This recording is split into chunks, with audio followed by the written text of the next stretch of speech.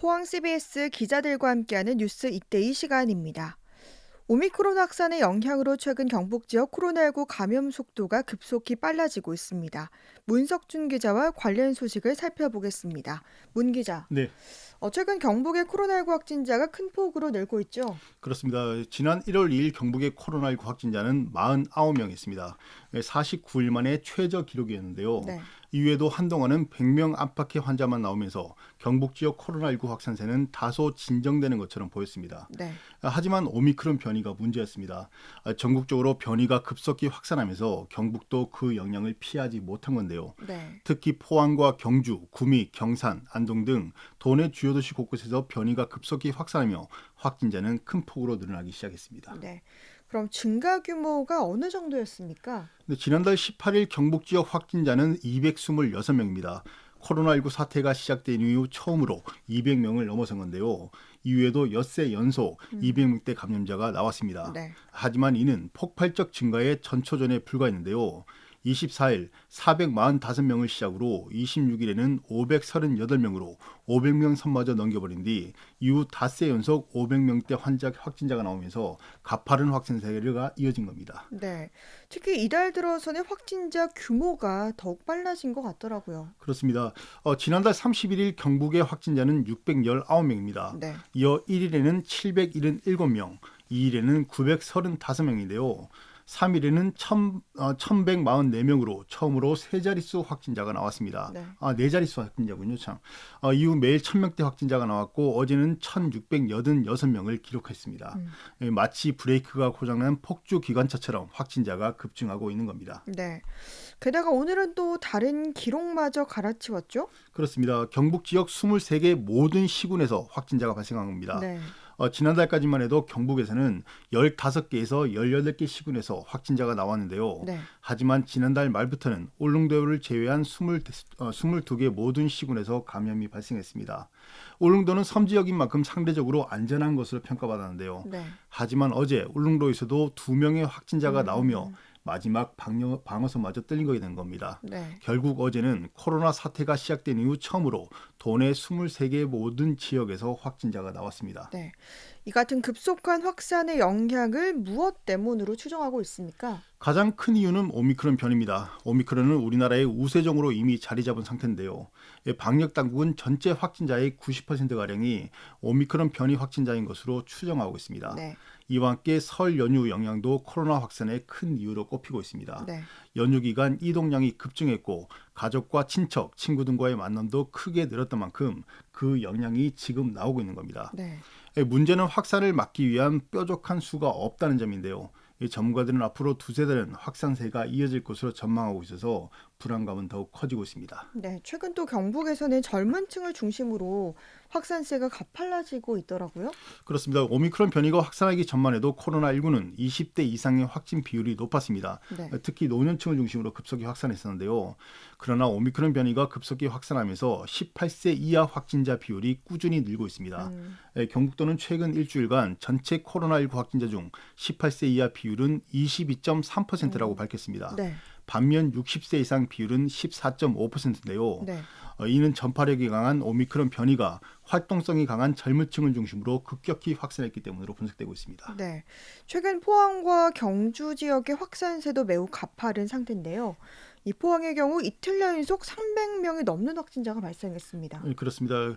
경북 확진자가 500명을 넘어선 지난달 26일 포항에서는 117명이 나와서 처음으로 세 자릿수 확진자를 기록했습니다. 네. 이후에도 꾸준히 100명대 이상의 확진자가 나오더니 지난 4일에는 272명이 나오며 결국 200명 선마저 넘겼는데요. 네. 게다가 하루 뒤인 5일에는 308명의 확진자가 나와 300명 선마저 넘겼고 어제는 무려 336명이 양성 판정을 받았습니다. 현재 경북에서 300명 이상의 환자가 나온 지역은 포항과 구미 단 2개 지역에 불과합니다. 네. 그리고 경주 지역의 확산세도 매우 가팔라지고 있네요. 그렇습니다. 경주는 지난달 첫과지만 해도 상대적으로 확산세가 더디었습니다. 네. 이 포항에서 100명이 훌쩍 넘는 확진자가 나오는 상황에서도 30명에서 50명 사이의 확진자만 발생한 건데요. 네. 하지만 이달 들어서 상황은 급변하고 있습니다. 특히 설 연휴가 끝난 뒤에는 가파른 상승 곡선을 그리고 있는데요. 연휴 마지막 날인 지난 2일 110명의 확진자가 나와 이번 사태가 시작된 이후 처음으로 세 자릿수 감염자가 나왔습니다. 네, 더불어서 지난 5일에는 200명 선마저 넘어섰죠. 그렇습니다. 경주에서는 이후 꾸준히 100명대 환자가 나오더니 지난 5일 205명이 발생해 처음으로 200명 선마저 넘겼습니다. 네. 어제는 170명의 확진자가 발생했는데요. 지난 2일부터 어제까지 나흘간 확진자 수만 619명에 달합니다. 네. 특히 전파력이 강한 오미크론이 급속히 확산하면서 올 들어 누적 확진자 수는 1,355명으로 늘었습니다.